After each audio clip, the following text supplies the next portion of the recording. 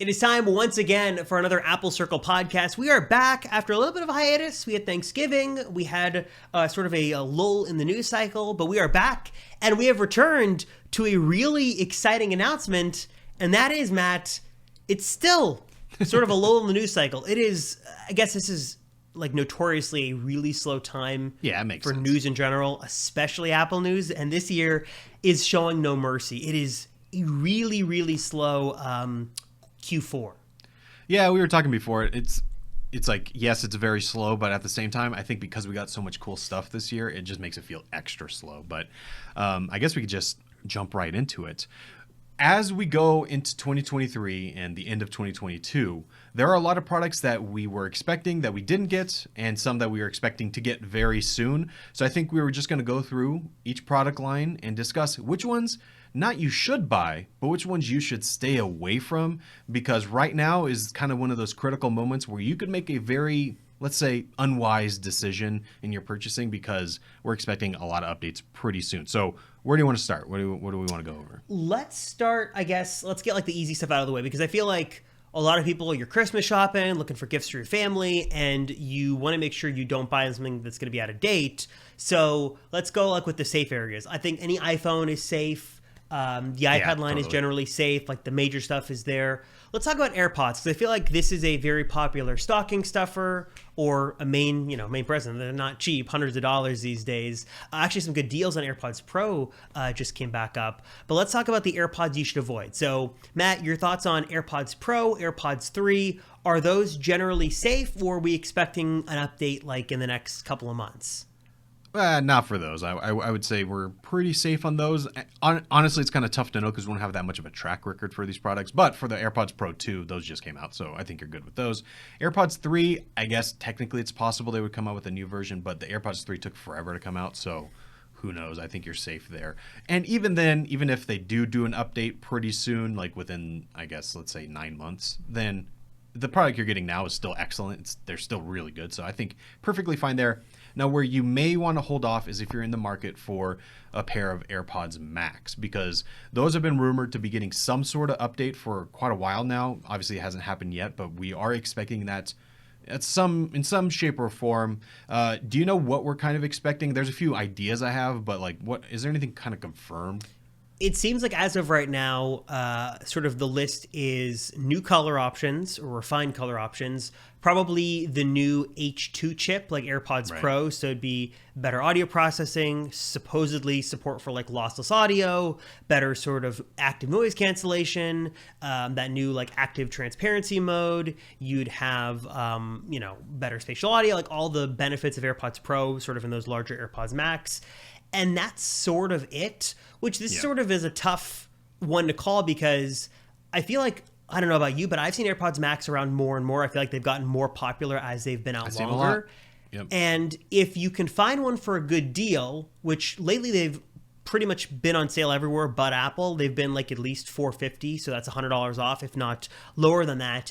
If you can find some for like $150-ish off, and you or the person you're going to buy this for really doesn't care about that, then I probably think it's a good buy. But if you do want the latest and greatest, and you're going to, spend near retail money for them, and even if you're like in $100, I probably, if you can, would wait, because those new AirPods Max would be better. They are going to be more future-proof. And the current AirPods Max, they've been around for, was it 2020 that we got these?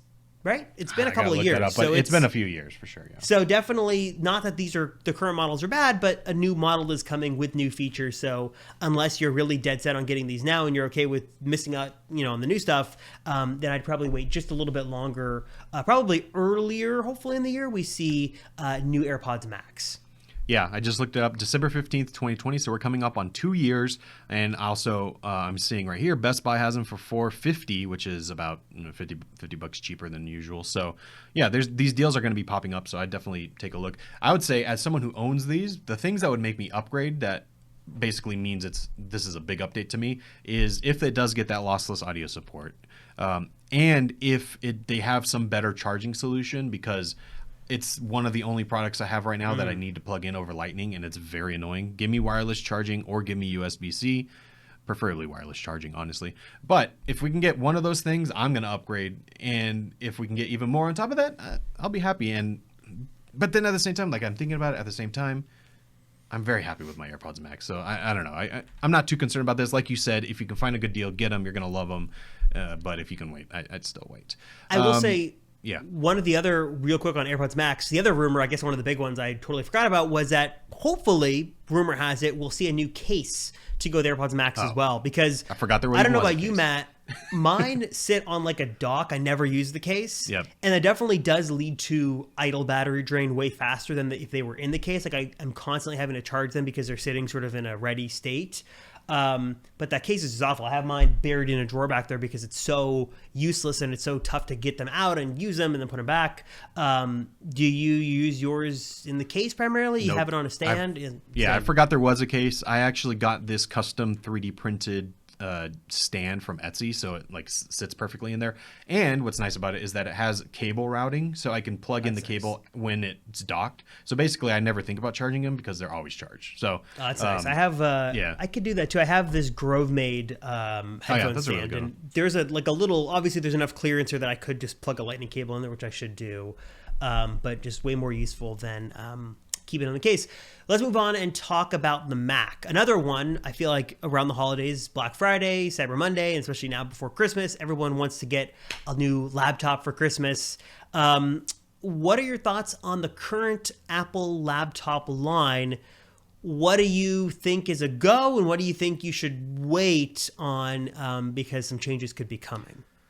Yeah, I mean, the obvious way to kind of explain this is that if it has an M2, you're good to go. If it doesn't, then, think about it a little. And unfortunately, there's a lot of products that don't have an M2 right now. So MacBook Air and MacBook Pro base model, those good to go. Go for it if you want it. And then for the MacBook Pro 14 and 16, this is one of those products we were expecting a update to this year. Didn't happen for whatever reason, but we are still very quickly expecting that. So I would expect in the spring at the latest to see this new M2 Pro, M2 Max, MacBook Pro 14 and 16 inch. Now this one, the more I think about it, okay, because we know it's coming relatively soon, at least according to the rumors, it's coming relatively soon, it feels like it would just be unwise to buy the current product now. But at the same time, this is such a good computer that if you did buy it, I think you're going to be perfectly happy. And I don't know about you, but, well, I think you have mentioned that there's a few times you have hiccups with this computer. But overall, compared to the Intel Max, it's night. It's not even 100%. You can't even compare it. Yeah. So what do you think? Do you think if you're in the market for 14, 16, should you wait? Or I guess maybe let's put it this way. How long should you wait? Well, that's a great question, too, because we don't know yet how Apple's going to do the release of their M2 product lineup. I mean, if we were thinking the most logical thing, we probably wouldn't see a MacBook Pro M2 until WWDC because that would sort of fit with that event. So that's another 6 months out. So like you said, if you're coming from an Intel Mac now, these Apple Silicon chips are so good, especially the prices on the 14-inch models. You can find some deals. Again, if you can find a good deal, it's probably worth it. Unless you are really dead set on having the very best. And if you're going to buy this computer and you're going to use it for like 6 years and like you want to spend your dollar once and you want it to go the furthest and you're going to pay full retail, then I'd probably wait. But again, we don't know how long you're waiting. But like you said, Matt, I think that if you're in the market for a laptop, you're looking for one of these MacBook Pros, no, the new M2 is probably coming, but it's not going to bring with it significant changes and also no design changes too. So if you want that new design, you want the ProMotion display and all the goodies and the ports, go now, but just know that the M2 is presumably going to come in the next 6-ish months. Yep, exactly. I think that makes sense. Kind of, I guess, going hand in hand with that, the Mac Studio, we got that last spring. That also has the M1 Max and M1 Ultra options in there. So not the M2. We expect that to get updated as well. I guess the question there is this going to be a year-over-year update, or are they going to wait more of like an 18 months type thing? I wouldn't be surprised if it's a year-over-year thing, especially since the M2 is here. But kind of like you said, if we're not going to see this MacBook Pro until later on, it wouldn't be kind of strange to see an M2 Ultra before we see the M2 Pro Max. I'll never get used to saying these names. So I think I think it's probably safe to say that we would see the Mac Studio update after the MacBook Pro update, whenever that ends up being. But it's kind of a similar story. Like if you're in the market for one of those computers, you're still going to get an excellent device with the Ultra that's in there right now. I mean, I'm speaking personally here, if I can find a really good deal, maybe on a used one or refurbished in Mac Studio, that might be a computer I end up buying, even though it doesn't have the M2 yet. So, I mean, it's kind of the same story as the in MacBook Pros. I guess the next computer, though, is the iMac. Now, the iMac has the M1 chip, so it's not really a pro-level computer. There's still rumors about what we might see for kind of this bigger iMac. Will we see one? Is that something that's going to happen? I don't know. I'm still skeptical. I want it to happen, but maybe we will see that in 2023, but it's just really hard to know. But if you're in the market for that more affordable base entry-level iMac, this is where it's kind of interesting, because for me, or probably for you too, Robert, as someone who is an enthusiast, right now is not the good time to buy that computer. Like that is probably going to get updated very, very soon. Now, will they do much to it? Probably not. It'll very likely just be a processor bump, so they're not going to change the design very much, if at all. But at the same time, you could probably find some excellent deals on that computer. So for and it's still great. So I don't know. I feel like if you're in the market for one, these are all kind of the same story. If you can wait 6 months, then wait. But if you want one now and you need one now, I think you're still going to be happy even with the M1 in there. Yeah, I'm going to bet that if you're buying an iMac or you're buying an iMac for somebody in your life, they're probably not the most power-intensive person. They're probably not going to be opening up Final Cut and they're in After Effects and doing a million things. In that case, an iMac, especially like Matt said, if you can get a good deal, is a really good computer. Yeah, we're going to see the M2 version, but the design is still brand new on this thing. Really great screen, really good M1 chip. This is one that, yes, you probably, like, logically speaking, should wait, but realistically, like practically, I'd go ahead and buy it. But again, just know that there is going to be an update. But I had my uncle was talking to me the other day about wanting to get one and which one to get. And like I could say, oh, just wait for the M2. But it's like realistically, I know he's going to be, watching YouTube, emails, browsing the web, scanning documents. In that case, the M1's going to be plenty. So that's another thing to sort of keep in mind when we talk iMac. Yep, exactly. And I guess that brings us to the last Mac, which is the Mac Pro. I mean, do we need to say more? Do not buy this computer. Don't buy. Even if you have to wait another 8 months, 9 months. Thousands and thousands of dollars on a computer that's already being outperformed by computers a fraction of the price. So right. It's very simple. Don't. If you need the power of the Mac Pro, buy the Mac Studio. And if you don't need the power of the Mac Pro, then why are you buying a Mac Pro? At the very least, wait. I'm trying to think. What else? What are we missing here? Okay, Apple Watch. Apple Watches, I think you're good to go. And I will say one note on this, because I get a lot of questions from a lot of my family members lately about Apple Watches. I think every Apple Watch is good to buy today. If you want the Ultra, all that stuff is great. But I will say one note on this as you do your holiday shopping. Don't necessarily think you need to go with a Series 8 or even a Series 7. The Series 5 and the Series 6 still give you most of the modern Apple Watch features. Namely the always on display, really good battery life, the fall detection, all the stuff that people really care about. Yeah, you might get some like little creature comforts with the 7 and the 8, but really I've been recommending a lot of people lately to go with a 6 or a 7 or even a 5. Really the 6 and the 7 are really popular just because the deals on them are so good. You can get these for a couple $100, which is not the case for the newer ones. So I don't know if Matt, if you've sort of seen a lot of questions these days. I know for my family, everybody wants that fall detection. I go, get a Series 6, get a Series 7. There's really no need to spend whatever the extra difference is to go with the Series 8 because you're really not getting much. So, it's interesting. I'm not sure what's going on, but I have noticed more people interested in the Apple Watch or even just wearables in general. Like I had someone ask for a recommendation on whether they should get like one of the Garmin's, But it seems like there's something going on with the smartwatch industry where people are kind of into it right now. Even my sister, who has been a long person who says she hated the watch and would never wear one, she started wearing one. So it's like, I don't know what's going on. Something's going on there. But like you said, I completely agree. If you want the best of the best, get the newest ones, but you can easily do some. Well, here's a question actually. Would you suggest people get, say, a Series 6, maybe a Series 7, well, probably Series 6, or an SE? A Series 6, 100%. 10 out of 10 times. Mainly for me, and I know it's not for the case for everybody, but The always on display is a big one for me. Then also, I don't know off the top of my head, but there's like other like health related features that the I Series think 6 the has. ECG? Series 6 has no, no, the other ones have ECG. Well, I don't know if the SE has ECG, but the I believe the Series 6 is what came with blood oxygen monitoring, because that was during COVID, and I remember that was kind of a big deal.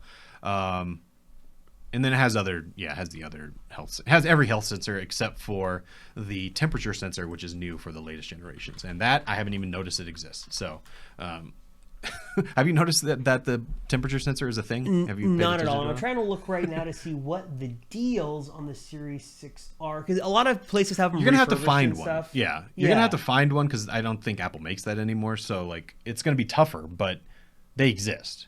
I will say so. Best Buy has a Series 6 right now, a Nike version, 40 millimeters, so the smaller one, $200. So you're under the price of an Apple Watch SE, and in a that's lot of cases completely worth better. So, Yeah, like I 100%. said, if you're in the market for an Apple Watch, definitely don't think you need to go Series 8. Look at the other options.